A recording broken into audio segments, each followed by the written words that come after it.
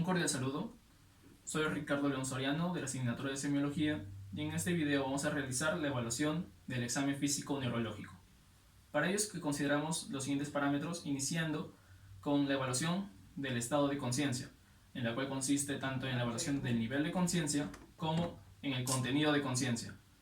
Para la evaluación del nivel de conciencia es que nosotros tenemos en cuenta que el paciente puede presentarse en un estado de alerta o despierto, asimismo puede presentarse en un estado de confusión, de somnolencia, estupor o inclusive en un estado de coma.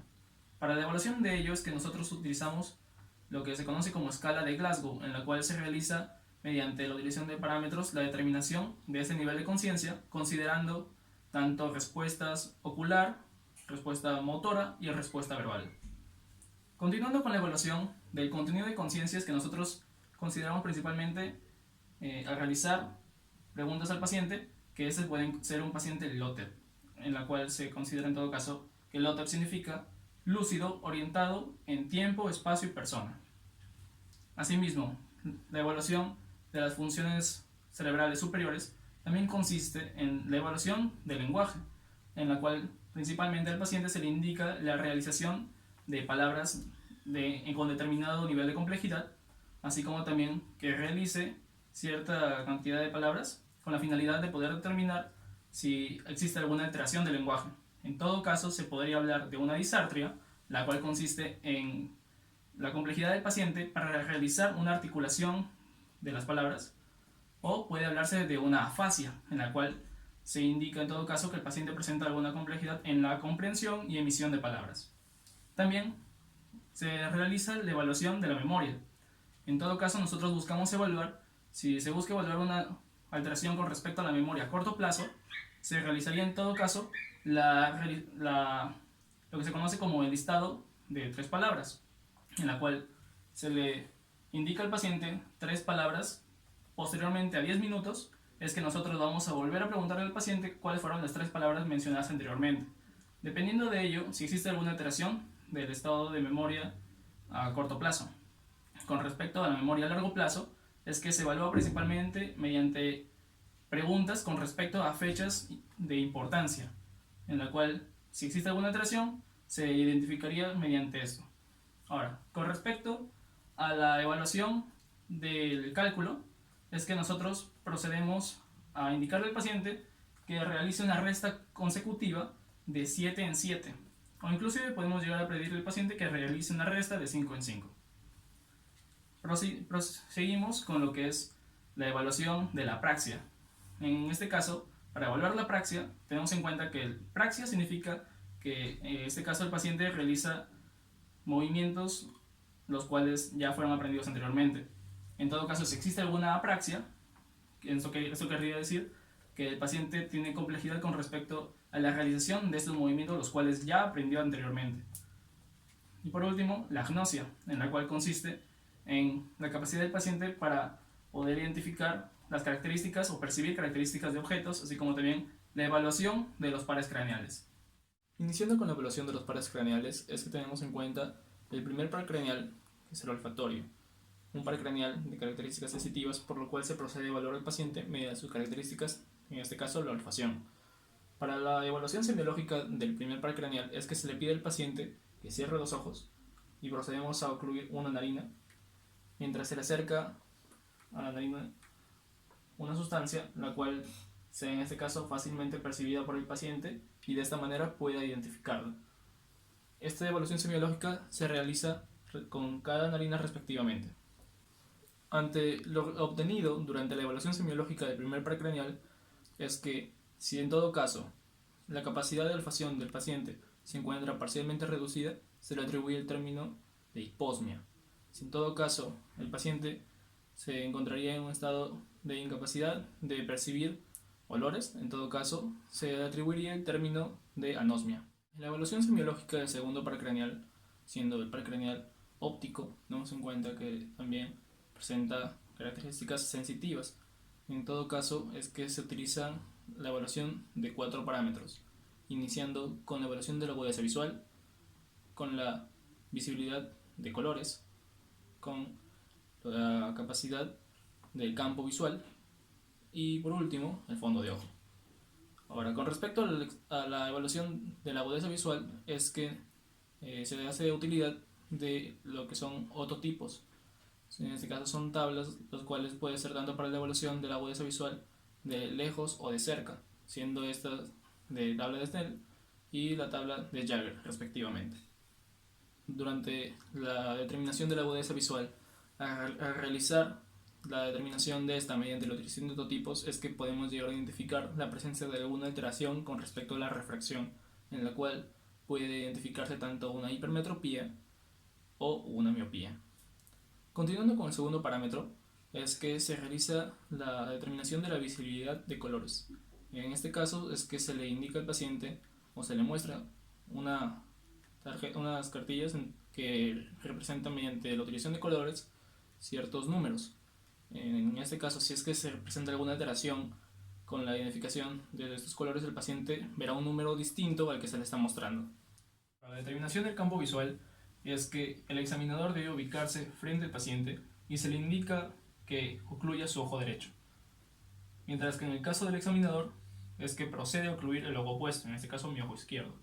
Se le indica a su vez al paciente que fije la mirada con el ojo destapado hacia mi globo ocular y que no realice movimientos ni de cabeza, movimientos de cuello, ni del globo ocular.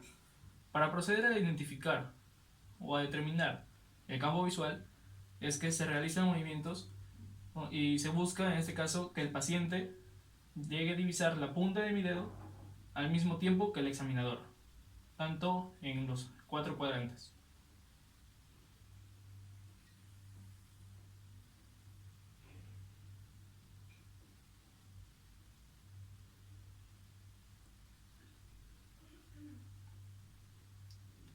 Si el paciente divisa la punta de mi dedo al mismo tiempo que el examinador, es que se logra identificar que su campo visual es normal.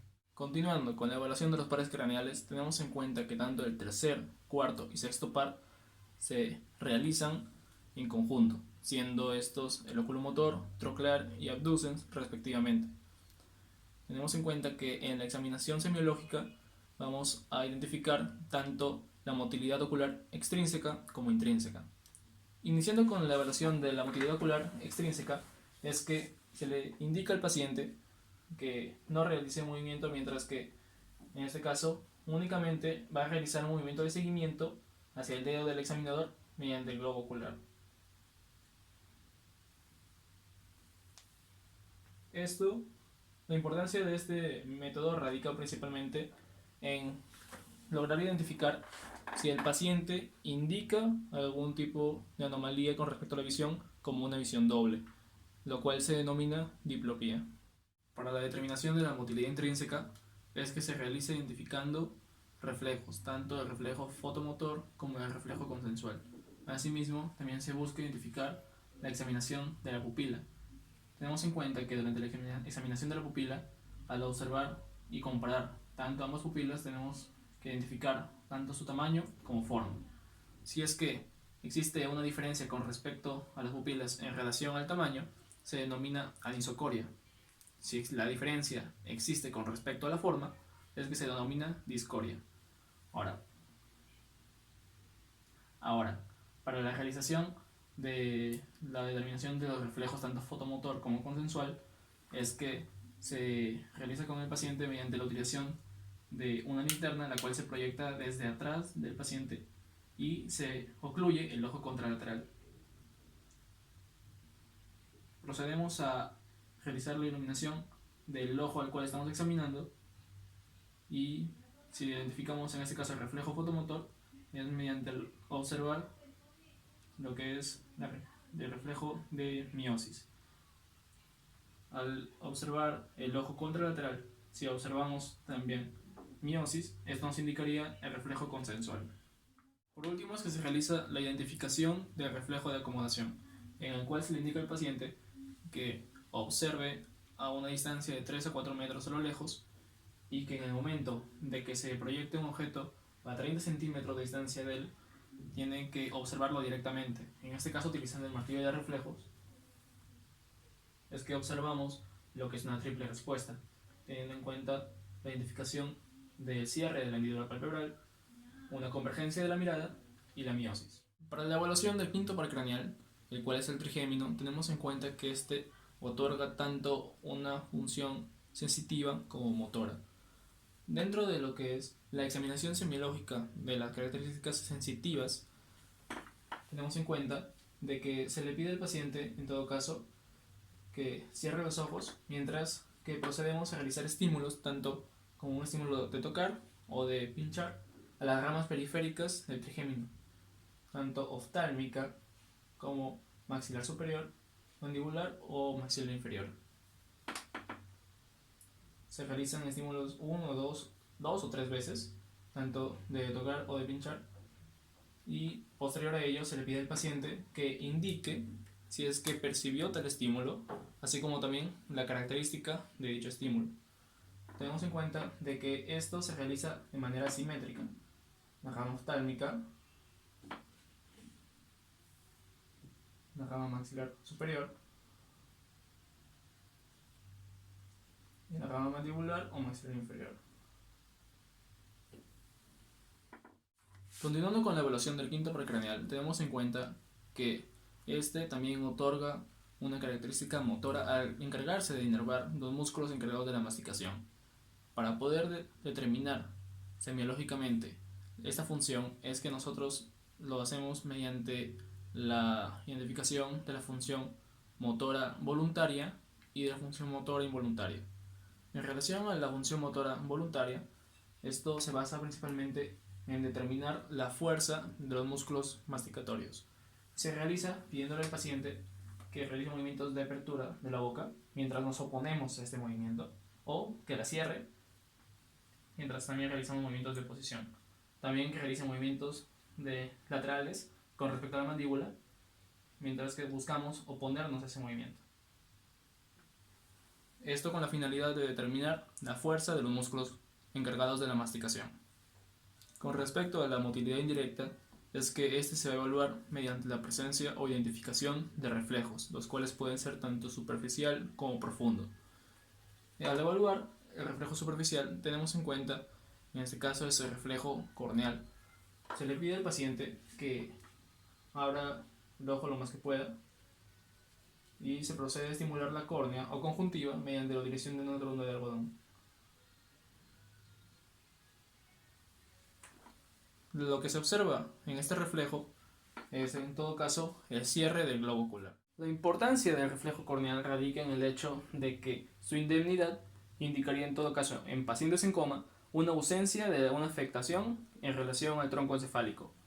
Continuando con la examinación de los reflejos profundos, es que se utiliza un martillo de reflejos, iniciando con el reflejo profundo nasopalpebral, en el cual se procede a percutir a nivel de la línea media y en la ceja. De esta manera, observando como respuesta un cierre bilateral de ambos auriculares del ojo.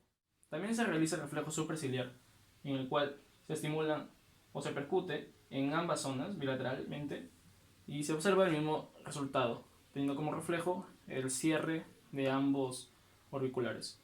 Y por último está el reflejo maceterino, en el cual se le pide al paciente que abra la boca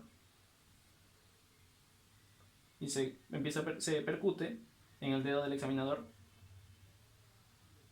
observando como respuesta el cierre de la mandíbula. Continuando con el séptimo paracraneal, el cual es el facial, tenemos en cuenta de que este proporciona características tanto fibras motoras, las cuales inervan músculos encargados de la expresión facial, así como también una función sensorial con respecto al lóbulo lingual y también fibras sensitivas. Dentro de lo que es el examen semiológico de este paracraneal, tenemos en cuenta la capacidad con respecto a la función motora, por lo cual se le pide al paciente que realice movimientos de expresión facial, tales como arrugar los labios, abrir la boca o cerrar la boca, cerrar los ojos o arrugar la frente. Esto con la finalidad de poner en manifiesto la función motora con respecto al par craneal. Continuando con el octavo par craneal, el cual es el vestíbulo coclear, tenemos en cuenta que este presenta dos ramas, una rama vestibular y coclear. La importancia de la examinación de la primera rama vestibular, esta radica dentro de la anamnesis, iniciando o partiendo desde ahí, en la cual se busca identificar en el paciente algo característico, el cual es el vértigo. Asimismo, dentro de la inspección se presencian nistagmos o se puede llegar a identificar una alteración de esa rama vestibular mediante la maniobra de los índices, en la cual se le indica al paciente que con sus índices realice o toque los índices del examinador, suba, baja, suba, baja, realizando estos movimientos de manera consecutiva. Una vez realizado esto, es que se le pide al paciente que cierre los ojos y mantenga realizando estos movimientos. La importancia de esto radica en el hecho de que el paciente debe mantener el contacto con los dedos del examinador. Si es que estos dedos del paciente se llegaran a desviar tanto a la derecha como a la izquierda, esto podría llegar a indicar algún daño a nivel de la rama vestibular. La rama coclear de este par es la que principalmente se encarga de la audición. En relación a los pacientes los cuales presentan alguna afectación de esta rama, en todo caso indicarían una hipoacusia. Así también, para poder hablar de esta afección, primero tendríamos que descartar una de las principales causas de hipoacusia, la cual es el tapón de cera. Si esto se descarta, podríamos buscar identificar alguna alteración de este par craneal mediante la utilización de diapasones, con la finalidad de poder identificar si se trata de una hipoacusia de conducción o de percepción. Para ello es que existen dos pruebas. No contamos en este caso con la utilización de diapasones, sin embargo, vamos a proceder a explicar.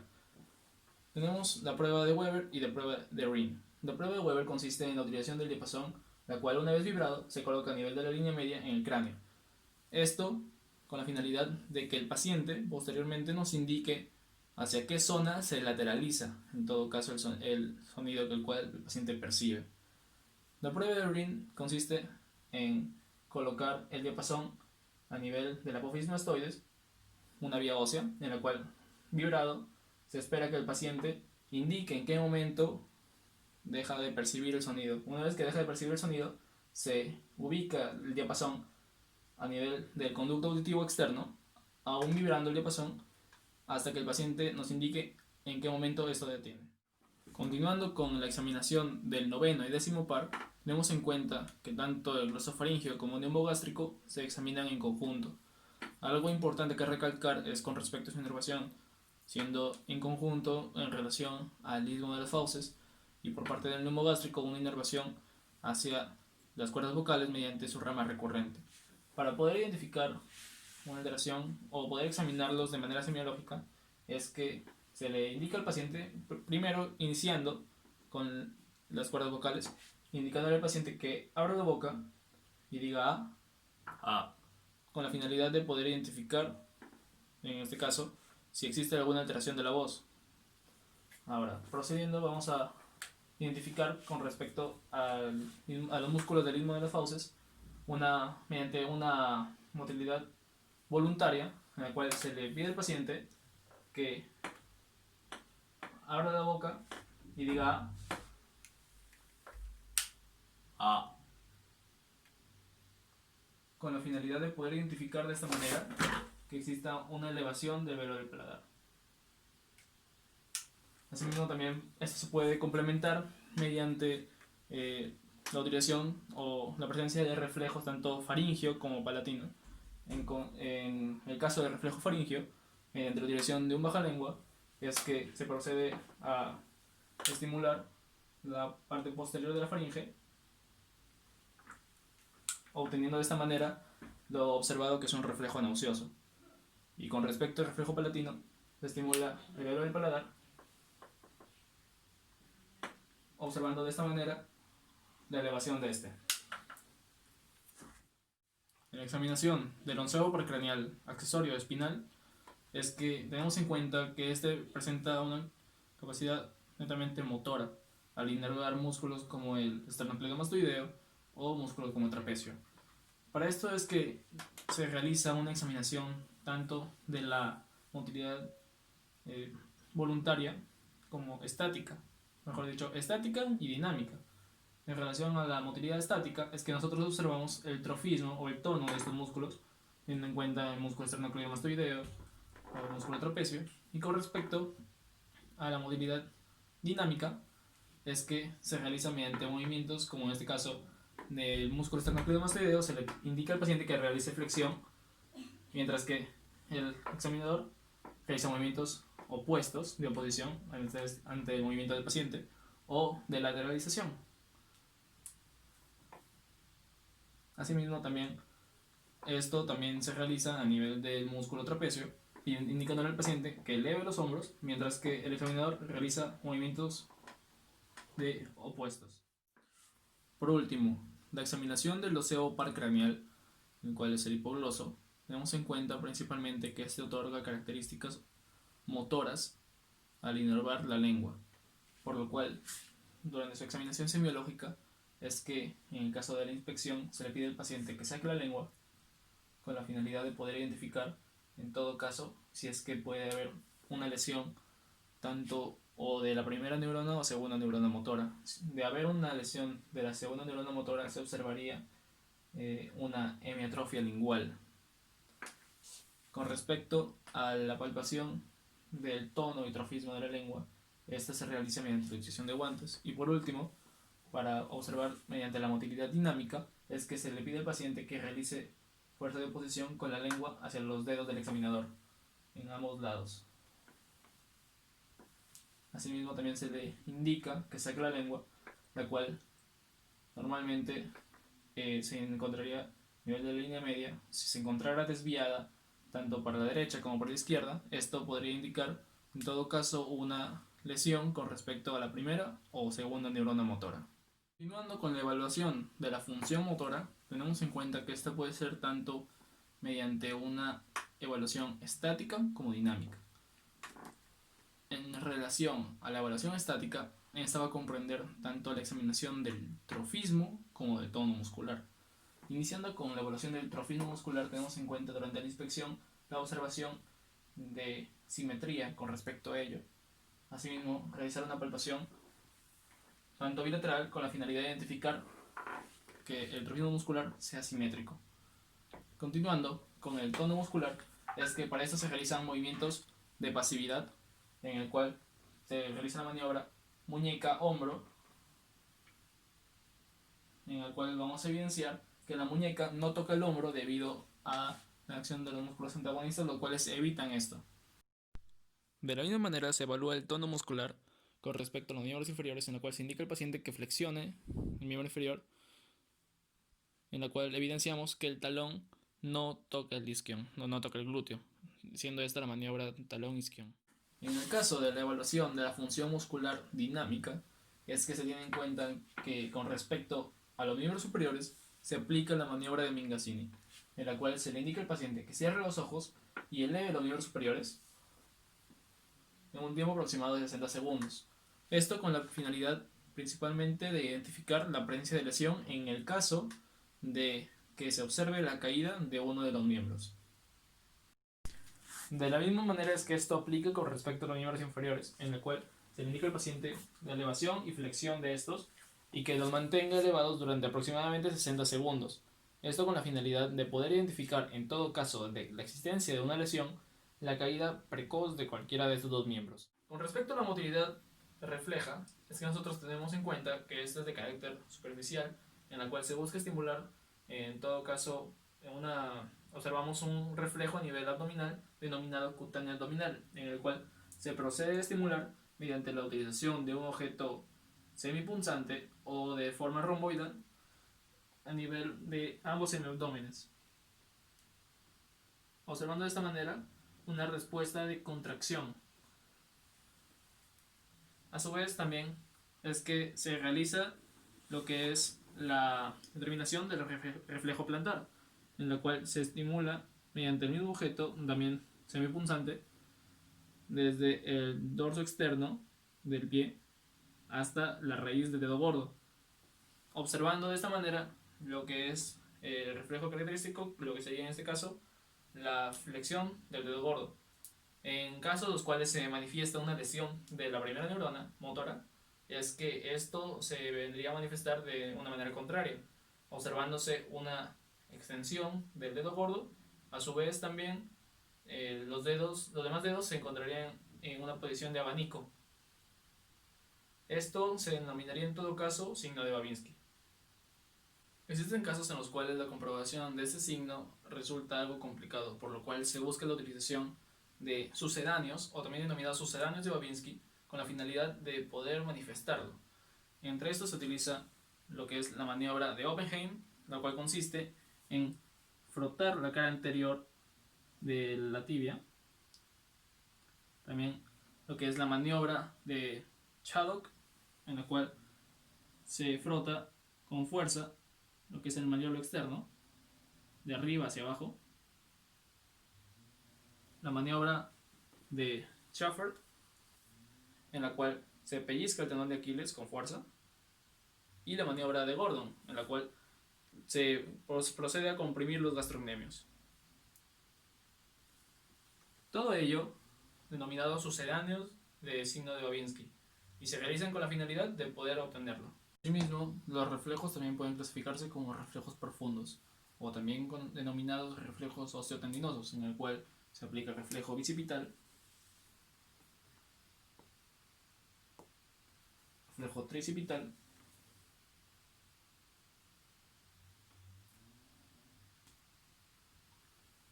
el reflejo patelar o rotuliano y el reflejo aquileo. Continuando con la determinación de la taxia, es que tenemos en cuenta que esta puede clasificarse tanto como taxia estática y dinámica. Ahora, con respecto a la evaluación de la taxia estática, es que se le pide al paciente que cierre los ojos y con los pies juntos, trate de evitar en todo caso manifestar balanceo o caída. Esto se denomina maniobra de Romberg, en la cual al paciente, al estar con los ojos cerrados, la percepción, en este caso profunda, es comunicada mediante el cordón posterior. En pacientes los cuales existe lesión del cordón posterior, ponen en manifiesto cierto balanceo, incluso caída, lo cual en todo caso indicaría un Romberg positivo. Si es que existe duda con respecto a esta maniobra, es que se procede a realizar un Romberg sensibilizado, en el cual se le indica al paciente que ponga un pie delante del otro, siguiendo con los ojos cerrados, y de esta manera lo que no arrojó el Romberg normal, en el caso del Romberg sensibilizado, se observaría en todo caso balanceo o caída, dependiendo del caso de presentarse alguna lesión con respecto al cordón posterior.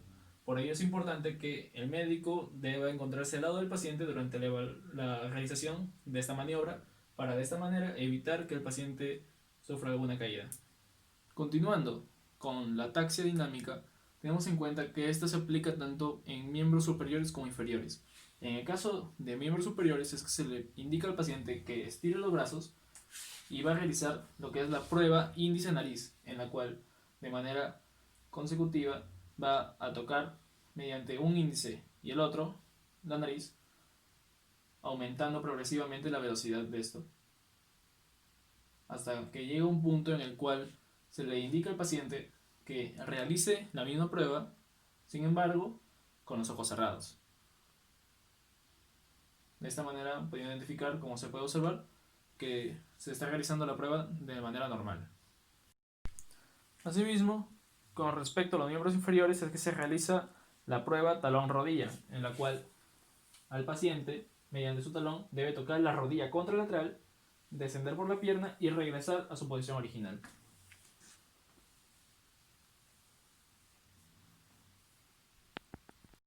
Con respecto a lo realizado anteriormente, es que determinamos que no existe una ataxia en relación a los miembros superiores e inferiores. Con respecto a los signos meningios, es que tenemos en cuenta el hecho de que en pacientes los cuales presentan un síndrome meningio, el estiramiento de las raíces de la médula traería consigo principalmente que generaría en el paciente manifestar dolor. A su vez, también algo que sería una contracción de manera en respuesta a tal estímulo. Algo característico en esos casos es el signo de rigidez de nuca. Normalmente, cuando se eleva la cabeza es probable o es normal que llegue el mentón a tocar el esternón. Sin embargo, en casos en los cuales se manifiesta rigidez de nuca, en casos de síndrome de meningios, la fuerza que en este caso se ejercería podría ser incluso capaz de elevar parte del tórax. Esta rigidez afecta únicamente en dirección antero-posterior. A su vez, tenemos en cuenta los signos que se ponen en manifiesto con respecto a la zona del tronco y de miembros inferiores. En este caso, los signos se denominan signo de Kearney y signo de Brusinski. Para la evaluación del tronco, es que, en todo caso, para la identificación del signo de Kearney, se procede a flexionar el tronco contra el abdomen.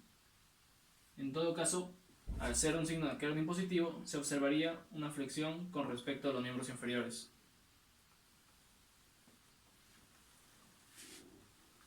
Un signo de Brusinski, debido a nivel del tronco, se manifestaría de la siguiente manera. De la misma manera como evaluamos la rigidez de nuca, flexionamos la cabeza con la finalidad de llevar el mentón hacia el esternón y la respuesta sería la misma, la flexión de los miembros inferiores. De la misma manera como se evalúa signos de Kearney y Brusinski a nivel de tronco, también se evalúan los miembros inferiores. Esto se pone manifiesto de la siguiente manera. Con respecto al signo de Kearney, es que se eleva un miembro inferior. Si es positivo, se va a evidenciar mediante la flexión de este. Mientras que en el caso del signo de Brusinski, es que de la misma manera se eleva un miembro. Si es positivo, se flexionará este miembro, pero a su vez se flexiona el miembro contralateral. Esos signos, tanto Kearney y Brusinski, teniendo en cuenta a nivel del tronco o a nivel de los miembros inferiores, así como también el signo de la rigidez de nuca, implican compromiso meningeo. Bueno, eso ha sido todo con respecto al examen físico neurológico. Muchas gracias por ver el video. Hasta la próxima.